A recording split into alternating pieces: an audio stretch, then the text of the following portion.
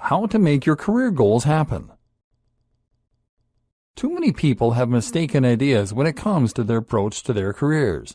We often believe that working incredibly hard in jobs that we don't truly enjoy is responsible and what adults should do.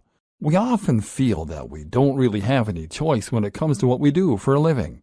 We often feel scared to try anything else. And this is why so many of us are unhappy in our careers. We just let them happen and accept the career path that we fall into. We leave school or college, take the first job opportunity that comes our way, and then work hard to progress up the ladder. We never take a moment to actually ask, is this what I want? Do I have a choice? Here are some ways to apply the principles that we've discussed to making progress in your career. Knowing what you want. The first and most important thing to focus on here is step 3, coming up with your plan. It's time to acknowledge that you don't have to continue working a job you don't like, and there's no reason that you even need to focus on your career at all. The first myth we need to dispel, then, is the notion that you need to get your sense of satisfaction and progress from your career at all. That is to say that you should be able to get the same satisfaction from a hobby. We often feel that our sense of self-worth and achievement is tied up in our careers, and that we need to work harder and harder in order to feel like we're progressing in life. But while you might be CEO of a logistics company, you are still ultimately in charge of making sure people get staplers, when your passion might be painting works of art. This is why you can often do better to simply switch your focus to your extracurricular activities. My sister did this as an artist when she realized that the reality of her intended field, creating props for movies, was not quite as idealistic as she had hoped. So instead, she took on a job that would pay the bills by working as a saleswoman, and then used her spare time to work on her creations in her own time. She's gone on to receive quite a following on social media, and has sold several of her works to private buyers. So although her career isn't something she gets particularly excited about, she still gets that sense of progress and excitement and doesn't need to keep taking on more responsibilities to feel happy and fulfilled. And that also brings us to the other point. Your wealth isn't entirely determined by your career either. You can just as easily augment your income through other means, whether that means renting out your room or whether it means cutting the neighbor's hair. This is once again why it is important to consider the precise nature of your goals. If your goal is to be richer, then you can do it by shrinking expenses, by finding other sources of income, etc. If your goal is to get more status, then you may be happy to progress in your current career. If it is to be fulfilled in your artist endeavors or to be acknowledged for your ideas, then you may prefer to focus on working on projects outside the office. This is essentially what we refer to as lifestyle design. Lifestyle design means that you're focusing on what you can do to create your perfect lifestyle, and you're looking for the path of least resistance to get there. This might not mean working more, it might mean working less, and even taking on a menial job so that you can put more energy into other areas of your life. Heck, it might mean creating income from elsewhere so that you can afford to work 4 days a week. Why not? Creating a foolproof strategy. We've addressed the power that fear can have over us, and the way it can prevent us from going after our goals. This is especially true when it comes to achieving things in our careers, and for that reason, it makes sense for us to take a look at some of the things we can do to make our career goals less risky. For example, a lot of people will make the statement that they want to look for another job, but that they can't because they have too many responsibilities. They might even make the unfounded claim that they wouldn't be able to find another that would pay the same salary without looking. But there is no reason that this needs to be seen as a risky undertaking, and no reason that you should be afraid to look for work. The simple answer is just to look for other jobs while you're working your current job. Spend a couple of evenings looking at other jobs and applying for them, and only leave your current job when you have found a new one. Zero risk. The same goes for starting a part-time business. You don't have to immediately transition from one job to another when you can simply use your spare time in the evenings or in the weekends to work on your new business idea. Only once you are certain at work should you then consider leaving your current job in order to take on the new one, and this will present you with another risk-free way to transition to a job or career you love. You can even try reducing your work hours, and then use that extra free time in order to work on your business. Take a part-time job, and during your longer free hours, work on your business project. The same goes for investment.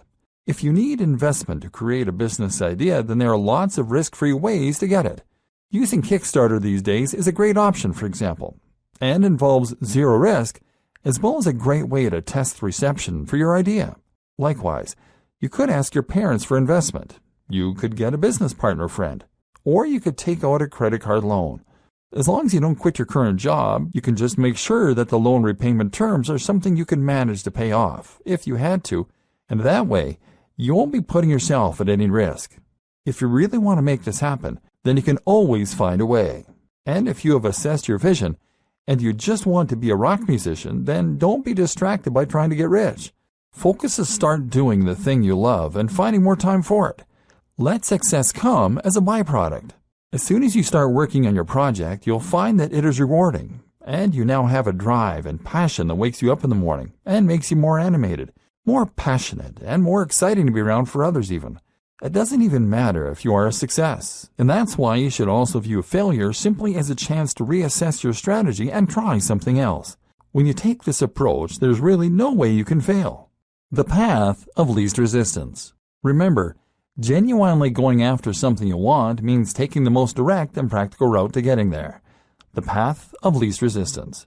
In this case, that means creating a business idea that you can realistically accomplish, or designing one around your current contacts and ideas. One common mistake that a lot of people make is coming up with ideas they think will change the world. If that is your vision, then it doesn't also need to be a money-making venture to begin with. But if your vision, step 1, was to become wealthy, maybe to gain financial independence, then the most effective way to accomplish that goal is to focus on tried and tested methods for making money. That is to say that you don't need to break the mold and come up with whole new business models. You don't need to become the next Mark Zuckerberg, because there are billions of these huge projects that fail every year. Meanwhile, just count the number of successful shops, clotheslines, resellers, building companies, hairdressers. There's nothing wrong with taking an idea that you've seen work and then just following it through to the letter. You now have a blueprint for success, and you aren't having to reinvent the wheel.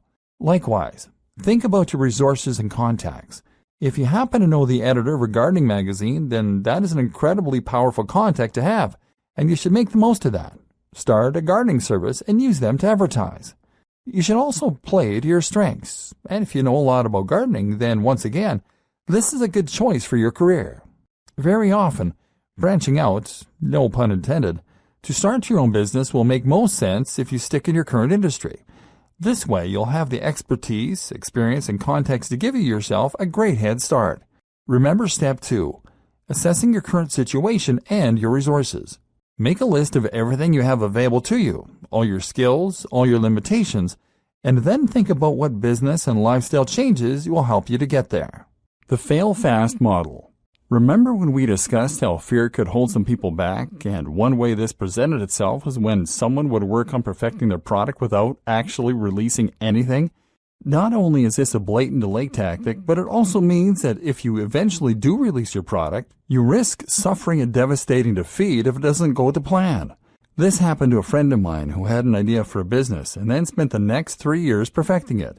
He trademarked the business name, took on a legal advisor, even paid for an expensive launch party, all for what essentially amounted to a website. He tested the site in every browser and every display size meticulously. He conducted copious amounts of market research, and he paid for tons of server space and bandwidth, ready to cope with the inevitable huge amounts of traffic. But his upfront and ongoing costs were so high that he went bankrupt almost immediately. The opposite approach is the fail-fast model. If you have an idea for a business, then you should create an MVP or minimum viable product. This is the most basic, affordable, and easy version of your product or service that you can release to the market immediately. That way, you can now test market response to it without having invested lots of your time and money into it. You throw lots of ideas at the wall, quickly putting together something that works. If the idea is successful, you can then invest time and money into it. If it isn't, you iterate, learn from your mistakes, and move on.